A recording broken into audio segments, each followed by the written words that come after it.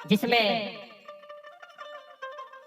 छह देव वाले इतना नाम बताते बताते बहुत समय लगेगा, क्योंकि 750 गोत्र हैं। जिस प्रकार से छह देव सगा ध्रुवा जगत भवेती धूमकेती उइके कुमरे आरमो पावले, इस प्रकार से ये छह देव में आते हैं। ये छह देव वाले जो अलग अलग गुरु कुमार बाबा ने बांटा और इनको सूर्यवंश दिया, सूर्यवंशी।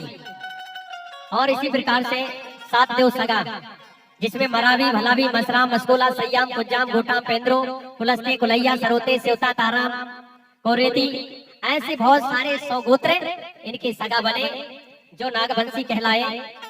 नागवंशी इसलिए शंभू बाबा भी जैसे गले में नाग डालता है, तो ये नागवंशी इनका गला जो मंडला ही रहा और इनका ध्वजा पीला रहा। इस प्रकार से सगा जनों 5 देव, इसी प्रकार से 5 देव वालों का भी जो पढ़ते हैं पोरते हैं परस्ते परतेती चीचान पद्दा पुसाम, ये भी 100 गोत्र रहे। जे 100 गोत्र भाइयों को चंद्रवंशी कहा। इनका गढ़ है हीरागढ़, हीरागढ़ भेरागढ़ इनका पहचान बना, इनको गढ़ ये मिला। इस प्रकार से हमारी गढ़ व्यवस्था बनाई गई।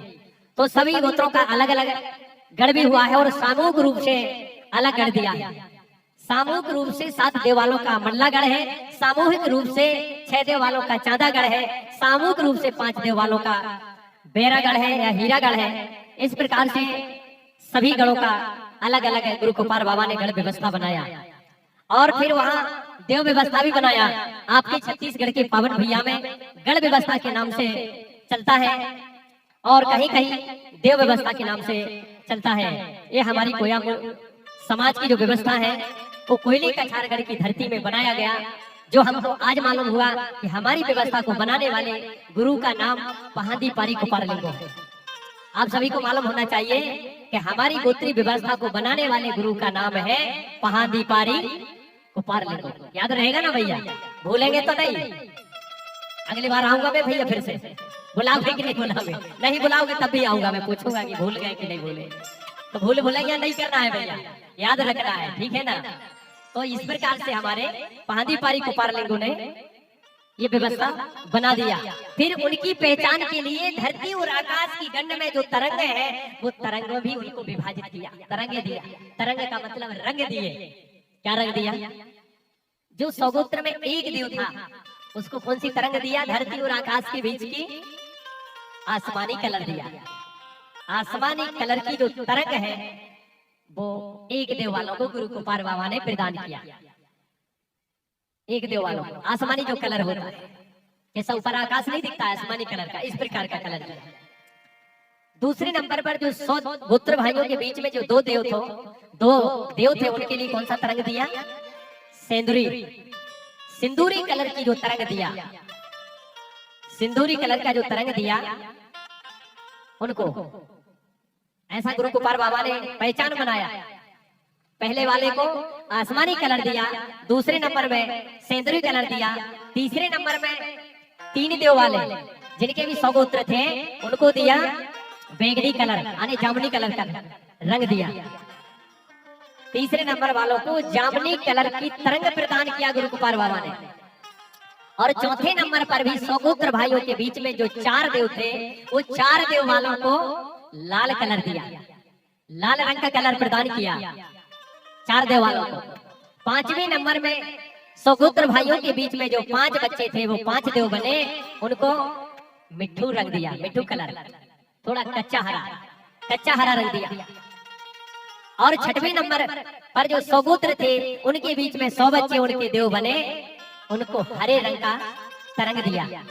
हरे रंग का जो रंग था उस रंग की तरंग उनको प्रदान किया। और 7वें नंबर पर 100 गोत्र भाइयों को जो 7 बच्चे उनके देव बने उनको पीले रंग की तरंग प्रदान किया। इस प्रकार से आसमानी, सेंदूरी, जामुनी, लाल, तोता रंग, हरा रंग, पीला रंग, 7 रंगों की जो तरंग थी वही गुरु कुमार बाबा ने एक देव से लगा करके 7 देव में पहचान बनाया। अब भैया बचे कितने? वही 5 बच्चे। वो 5 बच्चों को गुरु कुमार बाबा ने जिनको भूमिका बनाया, भूमिका की उपाधि दिया, उनको कौन सा रंग दिया भैया? सफेद रंग दिया। सफेद बोले आपके लिए सफेद रंग है, सफेद रंग से आप परिधान रहेंगे तो बोले हम पहचानेंगे कि आप भूमिका है। इस प्रकार से उन 5 जिनके 10-10 गोत्र थे उनको सफेद रंग का रंग गुरु कुमार बाबा ने प्रदान किया। वो कहां से लाए भैया? जब आषाढ़ के समय में जब बादल मानसून तैयार होता है उस समय आकाश में तरंग दिखाई देते हैं।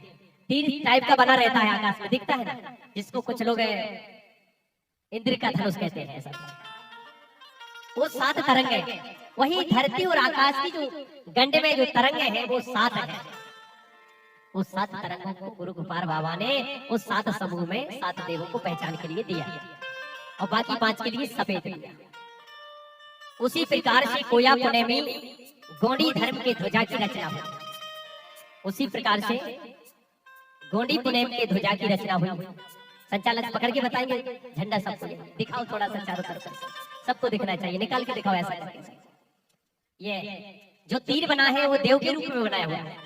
जो तीर का निशान है, जो ऊपर आसमानी कलर का पट्टा लगा है, उसमें जो तीर बना है वो एक देव का प्रतीक है। दूसरे में जो सैंदरी कलर है उसमें 2 तीर बने हुए हैं। तीसरे में 3, चौथे में 4, 5वें 5, 6वें में 6, 7वें में 7। और जो आधा जो भाग है, आधा भाग सफेद का है ना, उसमें भूमिका का भाग दिया है। और ये 7 समूह में जो गोत्र विभाजन हुए उस प्रकार से उनका बंटवारा हुआ। उसी प्रकार से कोई अपने गोंडियन सगा समाज के धर्म के ध्वजा की रचना हुई। जोरदार ताली बजाना पड़ेगा। इस प्रकार से गुरु कुमार बाबा ने हमारे संपूर्ण कोया समाज की व्यवस्था बनाई। तो हमारा पुनेमी झंडा कौन सा है भैया? कौन सा हुआ?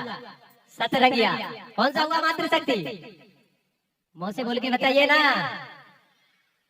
कुछ लोगों के मुंह में तो आवाज ही नहीं कर रहा, खत्म हो गया। सब बोल के बताइएगा।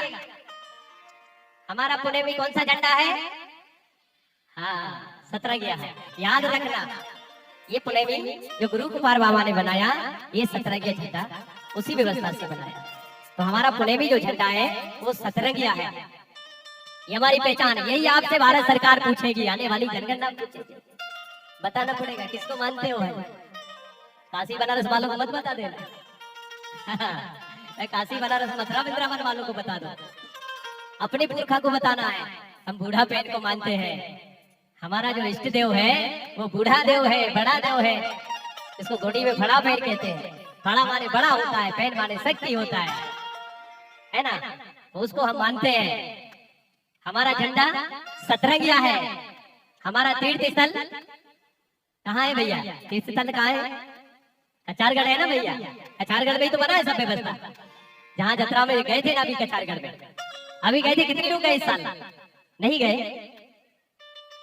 हाँ, ये गए थे भैया। वही अपना तीर्थ स्थल है। वो हमारे जहाँ बाबा शंभू ने वो 33 पुत्रों को, बच्चों को बंद किया, वही हमारे सगा समाज के पेन बने, आले देव बने। हमारा तीर्थ स्थल वही हुआ ना भैया। नहीं तो काशी बनारस चले जाओ तीर्थों में, वहां नहीं जाना है। वहां कुछ नहीं मिलने वाला है। वहां तुम्हारी कोई व्यवस्था नहीं मिलने वाली। मिलेगी तो कहाँ? अमरकोट में मिलेगी, कचारगढ़ में मिलेगी, पचमढ़ी में मिलेगी, डोंगरगढ़ में मिलेगी। ये आपके तीर्थ स्थल है, यानी धर्म केंद्र है, जिनको धर्म केंद्र कहा जाता है। जैसे आपका छत्तीसगढ़ राजधानी कहाँ लगता है? रायपुर में। आपका राज्य केंद्र कहाँ है? रायपुर में। राजधानी कहाँ है? रायपुर में। इसी प्रकार से ये संपूर्ण राज्य का जो राजधानी रहता है, उसी प्रकार से हमारा धर्म का जो केंद्र है वो है अमरकोट, पेनगमढ़ी और तीसरा कचारगढ़, डोंगरगढ़। ये 4 हमारे धर्म केंद्र हैं। ऐसे बहुत से धर्म केंद्र हैं छोटे छोटे, लेकिन ये मेन हमारे 4 धर्म केंद्र हैं। समझ में आ रहा है ना भैया? तो यहाँ से हमारी कोया समाज की बेल विस्तार होता है। यहाँ से हमारी समाज की व्यवस्था को बनाया जाता है। तो वहाँ हमारा तीर्थ स्थल क्या है? कचारगढ़ है। हमारी भाषा गोंडी है। हम गोंडी तो आती नहीं है, लेकिन है तो हमारी माँ। सीखना पड़ेगा, किताब लेना पड़ेगा, गुठुल में जाना पड़ेगा, तब हम सीखेंगे, गोंडी भाषा सीखेंगे कि गोंडी में किस वस्तु को क्या बोला जाता है। तो हमारी भाषा गोंडी है, हमारी संस्कृति गोंडी है, हमारी जाति गोंडी है। ऐसा आपको बताना पड़ेगा। ये पहचान हमको बताना पड़ेगा। इसलिए तो कहते हैं कि गुणवाना की क्या पहचान, गढ़ गोत्र और भाषा कुर्बान। हमको गोत्र मालूम होना चाहिए, गढ़ मालूम होना चाहिए, हमारे पुरखों की कुर्बानी मालूम होना चाहिए। नहीं है पता तो क्या बताएंगे। इसलिए तो बताए कि भैया धरती में अपने कोई समाज की मृतक देह को गला के रखना, आने वाले में बता तो सके मेरा बाप का मुंडी यहाँ गड़ा हुआ है। अब जला दोगे तो क्या बताओगे भैया, कुछ नहीं रहेगा वहां पे। इसलिए हमारे पुरखा गड़ाते थे, आने वाले समय में हम बताएंगे कि हमारे श्यान पुरखा को हमने जमीन में गड़ा के रखे थे, उसका कंकाल मिलेगा 50 साल के बाद। और वही कंकाल मोहन जोदड़ा हड़प्पा सिंधु लाल घाटी में अवशेष मिले तो भारत के हर विदेशी लोगों को मानना पड़ा कि हाँ यहाँ के मूल मालिक है। नहीं तो वो हमको वनवासी विदेशी दुनिया भर का नाम दे दे करके टारगेट करते रहते हैं। तो यही पहचान आपको बनाने की आवश्यकता है। इसी प्रकार से मेरे सगाजान ये आपको पहचान बनाना है। तो आप सभी का टोटम समूह रूप से ये है और अलग अलग रूप से भी है, उसको भी आप सभी को बता देते हैं। जितना भी आपके बीच में समय है उतना टोटम आपको मैं बता देता हूं, जिससे आपको जानकारी भी रहेगी। और आप सभी के बीच में इतिहासकार लोग आए हैं। हमारा अभी तक कोई लेख नहीं था, सिर्फ मौखिक रूप से हमें मालूम था। कुछ लोगों को मालूम है, कुछ ने भुला दिए। तो आप सभी के बीच में साहित्यकार आए हैं। आप एक पुस्तक जरूर खरीदें, अपने घर में रखें और बच्चों को दें, उनसे पढ़वाएं। आप पढ़े नहीं उनसे पढ़वाएं, बहू बेटी पढ़ी लिखी है उनसे पढ़वाएं, तो जिससे मालूम हो जाएगा हमारा जीवा पेन क्या, हमारा गढ़ क्या है, हमारा गोत्र क्या है, हमारे देव क्या है, सबके नाम भी आपको पता हो जाएगा। उन देवों के नाम से आपको होमन करना है तो वो तुम्हारी रक्षा करेंगे। अब मालूम ही नहीं है, हम कहते हैं पर देवों के नाम तो मालूम होना चाहिए कि क्या नाम है। ऐसे तो मालूम हो गया कि इतने देव वाले, पर देव का नाम क्या है ये तो नहीं है ना मालूम। अब आपको उनके नाम भी याद करना है और उनके नाम से होमन भी करना है। जब तक होमन नहीं करोगे तो वो सुनेंगे कैसे भैया। तो हमारे हर शक्ति का नाम भी आना चाहिए, हर हमारे पेन का, हमारे देव का नाम भी हमें मालूम होना चाहिए। जैसे पंडाल में अगर इतने भैया बहना बैठे हैं और रोड से कोई बुलाए कि भैया यहाँ पे आना, तो कैसे जाएंगे सबरे भैया, कौन जाएगा। और अगर उसको नाम बोल दो कि भैया हुई के भैया आना, तो वो समझेगा मैं ही हुई के हूँ, तो वो फटते जाएगा। बाकी मरावी ध्रुवे कुर्राम ताराम सब बेटा रहेगा, ऐसे में कोई नहीं जाएगा। तो नाम से अगर पुकारेंगे तो वो सुनेगा, सुनेगा ना भैया। तो नाम हमें हमारी शक्ति का, जिसको हम मानते हैं, उसका नाम भी मालूम होना चाहिए। तो सब लोग अपने पैन पुरखा शक्ति के नाम भी बच्चों को बताओ, स्वयं भी जानो, नहीं तो आने वाले समय भूलते जाएंगे। उनको मालूम नहीं रहेगा कि हमारे पुरखा कैसे पूजा करते थे, गोगो करते थे, किस क्या नाम लेते थे, उनको नाम ही पता नहीं रहेगा। तो वो पुरखा रुष्ट हो जाएगा, रुष्ट हो जाएगा तो आने वाली पीढ़ी को परेशानी में पड़ जाएगी। फिर बेगा भूखा ढूंढेंगे, बताओ भैया मेरा पुरखा नाराज है, कौन पुरखा को मैं मानता था, मैं तो जानता नहीं, होगा ना ऐसा। इसलिए जानना बहुत जरूरी है। इस प्रकार से सगाजन कुछ गोत्रों के नाम मैं पुनः जीवा पेन के साथ लेता हूँ। तो आप लोग अपना गोत्र होगा तो आप लोग याद जरूर रखिए। सल्लाम, सल्लाम गोत्र का है सल्ला मढ़ा यानी सालई का पेड़। दूसरा गोत्र है सयाम, सयाम सयाम जिसका जीवा पेन है सेही। ये सामूहिक गोत्र वालों का भी है और जो एक एक गोत्र जो रहेगा उनका सबका अलग अलग जीवा पेन होता है। तो सयाम सयाम गोत्र का है सेही प्राणी। कुड़ोपा जिसका है कोड़ा पाल आने घोड़ा, घोड़ा का दूध। मी आने मछली। हिचामी, हिचामी गोत्र का है बाम मछली, उसका जीवा पेन क्या है बाम मछली। और पटावी, पटावी गोत्र का है पान बेली। पान का जो बेल है उसका जो पेड़ है टोटम में, वो पेड़ उसका ये है। और जिसको पटाबेली भी कहते हैं। एरपाची, एरपाची का जो पेड़ है टोटम में उसका पेड़ है महुआ, महुआ का पेड़ है पांचे का। कबरती, कबरतिली उसका है भौरा, भौरा उसका जीवा पान है, पेन है। सेडमाके, सेडमाके का है सियार का पंजा। और सडमाका, सडमाका सेडमाके एक ही होता है।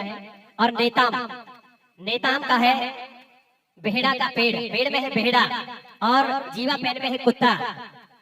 ये पशु में है कुत्ता और जीवा पेन में है कछुआ। नेताम का टेकाम, टेकाम का टेका बढ़ा आने सागौन और लालपिट्टे पक्षी और इनका भी जीवा पेन है कछुआ। मरकाम, मरकामों का है मरका बढ़ा, मरका माने आम और उनका पशु है सांड और जीवा पेन है कछुआ। अतराम, अतराम का है अतरा बढ़ा यानी ककई का पेड़, पशु में है शेर, पक्षी में है सारस, कंगाली, कंगाली का है बरगद, और जीवा पशु है सेही, और जीवा पेन है गोटा पेट्टी पक्षी। ताराम, ताराम का है ताड़ का पेड़, और पशु में है घोड़ा, और पक्षी में है बगला। मलगाम, मलगाम का है कुचला पेड़, और पशु में है नील गाय, और पक्षी में है मोर पक्षी। ओटी ओली, इनका है काशी पेड़, और पिट्टे पक्षी है ओटी पिट्टे पक्षी, और इनका जीवा पेड़ भी कछुआ है। उइके, उइका उइकाल, इनका है सरई का पेड़, और कन्नी पिट्टे पक्षी है, और जीवा पेन में है झिंगा, झिंगा जीव, झिंगा जीव है। इस प्रकार से ध्रुवा ध्रुवे, इनका है सालई का पेड़, और पशु में है भैंस, और जीव में है नाग। मंडावी, मंडावी का है चरोली का पेड़, और पशु में है सुरई गाय, और पक्षी में सुई पिट्टे। अब कुछ भैया ऐसे पक्षी हैं जो शायद हम अपने क्षेत्र में नहीं होते।